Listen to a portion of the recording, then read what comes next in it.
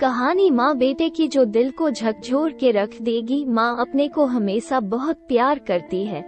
अपने भले भूखे पेट सो जाए लेकिन अपने बच्चों को कभी भूखा नहीं सोने देती, ऐसी होती है माँ। माँ बचपन से ही अपने बच्चों की हर ख्वाहिश पूरी करती है, चाहे भले मेला देखना हो या कुछ खरीदना हो। माँ अपने बच्चों को कभी निराश नहीं होने देती, कैसे भी करके उनकी ख्वाहिश पूरी कर देती है। ऐसी होती है माँ। इस हिंदी स्टोरी को पूरा जरूर पढ़े, माँ के प्रति नजरिया ही बदल जाएगी। ये कहानी एक माँ और बेटे की है। माँ अपने बेटे को बहुत लाड प्यार करके पलती है, उसे अच्छा परवरिश देती है, पढ़ाती लिखाती है। माँ हमेशा सोचती है कि अपने बच्चों को अच्छे से अच्छे कॉलेज में पढ़ाए लिखाए, उनको अच्छी शिक्षा दे। इसी तरह ये माँ भी अपने बेटे को खूब पढ़ती लिखाती है। पति बच्चे के छोटी उम्र में ही उसका साथ छोड़ के चले जाते हैं। ये माँ कैसे भी करके बेटे को पढ़ाती लिखाती है। अपने बेटे को पढ़ाने के लिए अपना घर भी बेच देती है। पढ़ाई पूरी करने के बाद बेटे की शहर में नौकरी लग जाती है।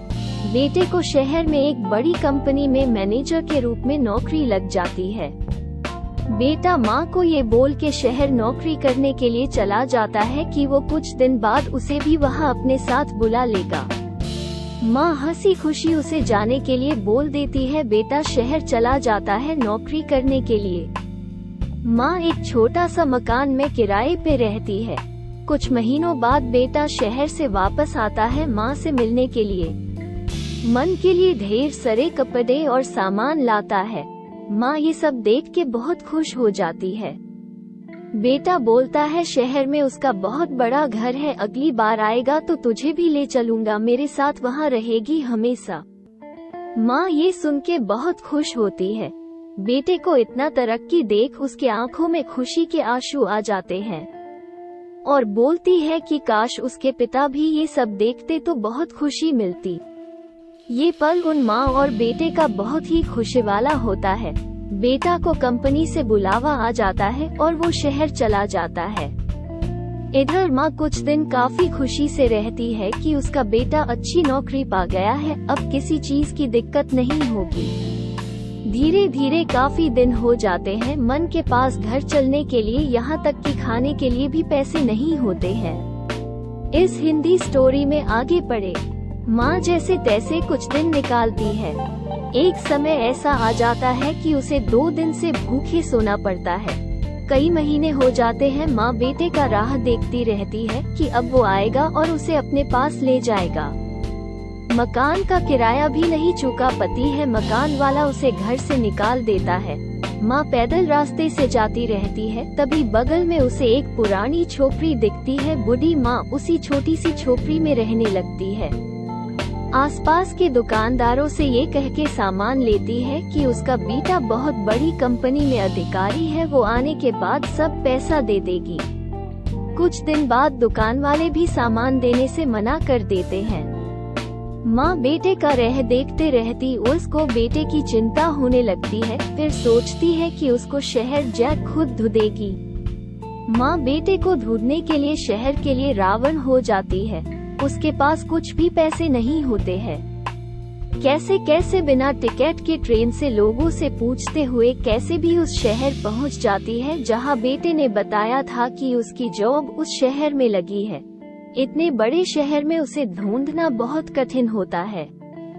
वहां पे रास्ते में आते जाते रास्ते में सबसे पूछती है कि उसके बेटों को जानते हो, वो बड़ी कंपनी में मैनेजर है। माँ को ना उसका पूरा पता मालूम होता है और न ही उसके कंपनी का नाम। इधर उधर से मांग के पैसे कुछ खा के दिन काटती है कि उसका बेटा मिल जाएगा और उसको अपने साथ ले जाएगा। बेटे को ढूंढने के लिए इधर उधर भटकती रहती है। बेटे का राह देखते देखते रोड के किनारे पेड़ के नीचे सो जाती है। दिन रात बेटे का एक झलक देखने के लिए रास्ते पे बैठी रहती है। लोग रास्ते में जाते जाते उसे भिखारी समझ के कुछ पैसे उसकी तरफ फेंक देते हैं। आखिर क्या करे माँ, उससे उसका कुछ तो पेट भर जाता है। रात दिन उसे रास्ते पे बैठ के लोगों को देखती रहती है कि अब उसका बेटा आएगा। तभी वो जोर से चिल्लाती है, बेटा बेटा कह के एक लड़का एक लड़की के साथ बाजू के ढेले से आइसक्रीम खाते रहते हैं। माँ उसे बेटा बेटा बुलाती रहती है, लेकिन वो लड़का देखने के बाद भी कोई जवाब नहीं देता है। फिर माँ उठ के उसके पास जाती है और बोलती है, बेटा मैं तुम्हें कब से ढूंढ रही हूँ और तुम आज मिले। फिर उस लड़के के साथ जो लड़की होती है वो बोलती है, ये भिखारी औरत तुम्हें क्यों बार बार बेटा बुला रही है। वो लड़का बोलता है, इन भिखारियों का पैसा मांगने का यही धंधा है, किसी आमिर को देखेंगे तो अपना बेटा बनाने लगती है। बूढ़ी मन ये सुन के उसके आंखों से आंसू आने लगते हैं। माँ बोलती है, आज तो एक लड़की के साथ कुछ दिन क्या रह गया, अपनी माँ को ही भूल गया। मैं कई दिनों से इस रास्ते पे बैठ के तेरी राह देख रही थी और आज तू मिला भी तो मुझे ही भूल गया।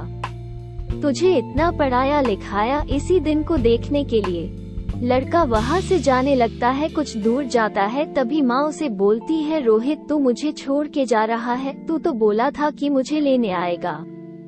लड़का रोहित और ये बातें सुन के रुक जाता है और बूढ़ी माँ की तरफ गौर से देखने लगता है। देखते हैं जोर से दौड़ते हुए माँ की तरफ आ जाता है और उसके पैरों में गिर जाता है। माँ से लिपटकर रोने लगता है और बोलता है, मैं ही तेरा रोहित हूँ माँ। ये दृश्य माँ और बेटे का किसी के भी दिल को छू लेगा। रोहित बोलता है, मुझसे गलती हो गई, मैं माफी के लायक भी नहीं हूँ।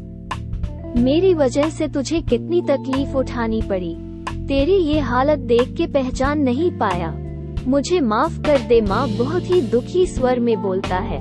माँ ने अपनी पूरी आपबीती सुनाई। बेटा माँ को लेके अपने घर चला जाता है और अपने माँ की खूब सेवा करता है। कुछ दिन बाद उसकी शादी हो जाती है।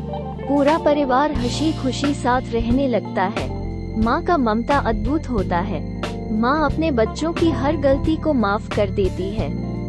वो हर समय अपने बच्चों के लिए अपना प्यार बरसाती रहती है। माँ सभी से यही निवेदन करूँगा, माँ बाप का सहारा बने, उन्हें जब जब तुम्हारी जरूरत पड़े उनके साथ खड़ा रहे।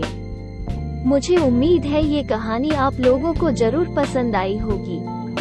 अगर आपको ये कहानी पसंद आई होगी तो इसे अपने दोस्तों के साथ भी जरूर शेयर करें ताकि उन्हें भी मोटिवेशन मिले।